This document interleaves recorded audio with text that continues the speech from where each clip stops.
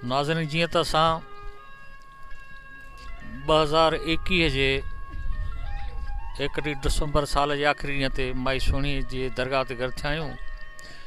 जीअं वेंदड़ सलाम खे, वेंदड़ सिज खे अलविदा करे सघूं ऐं आयल अदीबनि, शाइरनि, दानिशरनि ॾाहनि खां पुछी सघूं त हीउ जेको साल वञे पियो इन असांखे छा ॾिनो, इन असांखां छा वरितो ऐं ईंदड़ साल जे लाइ असां जूं ख़्वाहिशूं कहिड़ियूं आहिनि, त अचो त ॿुधूं दोस्त जा ख़्याल।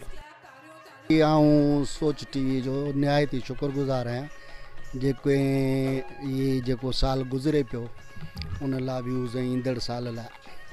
जेसिताईं गुज़रियल साल जो ताल्लुक़ु आहे त जंहिं समाज में असीं रहूं था उन समाज में हिकिड़ो स्टेटस को आहे ऐं उहो समाज असां वटि त सदियुनि खां ई हलंदो पियो थिए। तब्दीलियूं आयूं बि आहिनि, पर जेके समाजी हवालनि सां जीअं तब्दीलियूं चइजनि उहे तब्दीली जी रफ़्तार इंतिहाई सुस्त आहे। बाक़ी हुकूमतूं बदिलबियूं रहिबियूं आहिनि, बदिलजंदियूं रहनि थियूं। लाज़िमी आहे माण्हुनि ते महांगाई सॼो साल में हिन में जेके महांगाई आहे उहा तमामु घणी वधी आहे ऐं जेके बि ख़ासि तौर ते सिंध जा जेके इदारा आहिनि उहे सभु तक़रीबन तबाह बर्बाद थी चुका आहिनि, जंहिंजे करे सॼो समाज हितां जा माण्हू तमामु घणो मुतासिर थिया आहिनि। उहे वधीक अज़ाब में आहिनि। ख़ुदकुशियुनि जो रेशो हिन साल वधियो, बेरोज़गारी जो रेशो हिन साल वधियो, माण्हू बेरोज़गार थिया, कारखाना बंदि थिया ऐं जेको आहे सो माण्हुनि सां खोड़ सारा अज़ाब। मक़सदु हिकिड़ी गैर यकीनी वारी सूरत हाल जेका आहे सा हिन साल 2021 जेको गुज़रे पियो हिन साल वधी आहे। हाणे 2022 जेको अचे पियो सुभाणे खां उन जी सूरत हाल लॻे कोन थो का ख़ासि का अहिड़ी मुआशी सियासी या समाजी तौर ते का अहिड़ी तब्दीली जेका सा ईंदी पाकिस्तान में या सिंध में, पर उम्मीद क़ाइमु आहे। उम्मीद त करणु घुरिजे। उन उम्मीद जे सहारे ते जेके से नौजवाननि में शऊर जो इज़ाफ़ो आहे ऐं समाजी तौर ते खोड़ सारियूं जेके धुरियूं आहिनि उहे एक्टिव आहिनि, उन्हनि मां इहा उम्मीद थी सघे थी। पर मुंहिंजो पैगाम नौजवाननि खे इहो आहे त ख़ासि तौर ते पंहिंजी पढ़ाई जेका आहे रुॻी निसाब ॾांहुं न पढ़नि, लिटरेचर बि पढ़नि ऐं गॾोगॾु जेसीं ताईं नौकरियुनि जो सुवाल आहे, रुॻी नौकरियुनि सरकारी नौकरियुनि जे पोयां नौजवान, सरकारी नौकरियूं सभिनि खे कोन मिली सघंदियूं, किन खे मिलंदियूं ऐं ईंदड़ वक़्तु मेरिट जो पंहिंजे पाण में हिरफ़त ऐं तालीम हुनर जो जेको आहे सो सलाहियत पैदा कनि, जदीद हुनर आहिनि उहे सिखनि ऐं कारोबार ॾांहुं अचनि। कारोबार ॾांहुं ईंदा आहिनि, जदीद हुनरनि ॾांहुं ईंदा त उहे जेको आहे सो पंहिंजी ज़िंदगियूं सुठे नमूने सां गुज़ारे सघंदा। ईंदड़ साल लाइ मुंहिंजो इहो ई पैगाम आहे, ख़ासि तौर ते नौजवान। छा त नौजवान पाकिस्तान जो 65% आहे, उन में नौजवाननि खे इहो घुरिजे त हू ॾिसनि त दुनिया में छा वहे वापिरे पियो, असां में कहिड़ियूं सलाहियतूं आहिनि, असां छा था करे सघूं। पोइ उहे जदीद क़िस्म जा हुनर सिखी कारोबार में अचनि, नंढे नंढे नंढे इंतिहाई नंढे पैमाने खां कारोबार शुरू कनि। इंशाअल्लाह उहे अॻिते हली तरक़ी कंदा, वधंदा।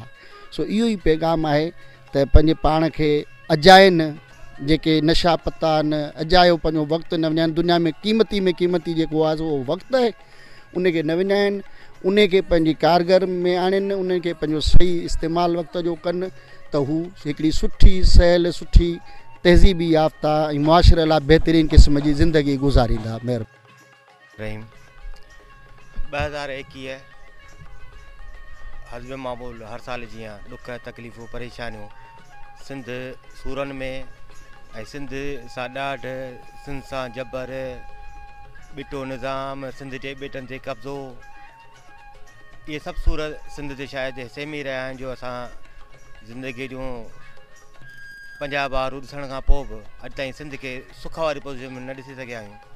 पर उमेद था कयूं त ईंदड़ साल 2022 सिंध लाइ बहितर ऐं सिंध जे माण्हुनि जे लाइ बहितर भरिजलो साबित थींदो। जी जेको हर साल जे हिसाब सां माई सुहिणी जे दरगाह खे, उनजी तारीख़ खे, उनजे ॾींहं खे, उनजे नाले खे यादि कंदो आहे ऐं यादि करण बि खपे। ऐं अॼु साल जो आख़िरी ॾींहुं आहे, 31 दिसंबर आहे कुझु घड़ियुनि खां पोइ सिज ग्रुप थींदो लही वेंदो ऐं नओं साल अचणु शुरू थींदो। त इन में जेके बि साल गुज़री वियो उन में सिंध जे अंदरि या मुल्क जे अंदरि जेके खामियूं ख़राबियूं ज़ुल्म ॾाढ ऐं उन सां गॾु जेके भलायूं सुठायूं जेके गुज़रियूं आहिनि उन्हनि खे बि यादि करणु खपे। छाकाणि त माज़ी खे यादि करण सां ई मुस्तक़बिल बहितर थींदो आहे ऐं उन सां गॾु ईंदड़ साल लाइ बि असां शदापुर जा रहवासी हितां जा पढ़िया लिखिया दोस्त अदीब शाइर सहाफ़ी सभु दुआगू आहिनि।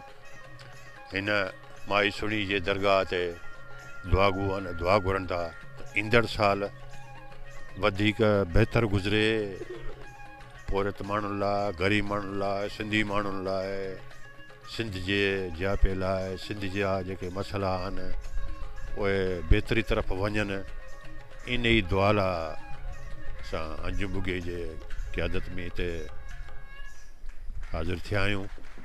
उन जे तजुस सां ई प्रोग्राम सॼो सेट थियो आहे। महिरबानी। रहमान रहीम। 2021 की तल्ख यादें भुलाकर 2022 की शुरुआत अच्छी और नेक तमन्नाओं से शुरू की जाए। शाह साहब का एक शेर है कि तती थदी का काने वेल वेण जी मता थे उंधाई पैर न लाई पीरी जो, कि इससे पहले कि हम कब्र में उतरें कोई इंसानियत के लिए अच्छा काम कर जाएं। और हम अभी माई सोनी की दरगाह पे आए 2021 के आखिरी सूरज गुरूब होने को सलाम करने के लिए, और हमारी ख्वाहिश है और अल्लाह ताला से दुआ है कि हमारी सिंध को सदाई आबाद रखे, पाकिस्तान को आबाद रखे और नया साल हमारे लिए खुशियों का पैगाम लेके आए। वस्सलाम।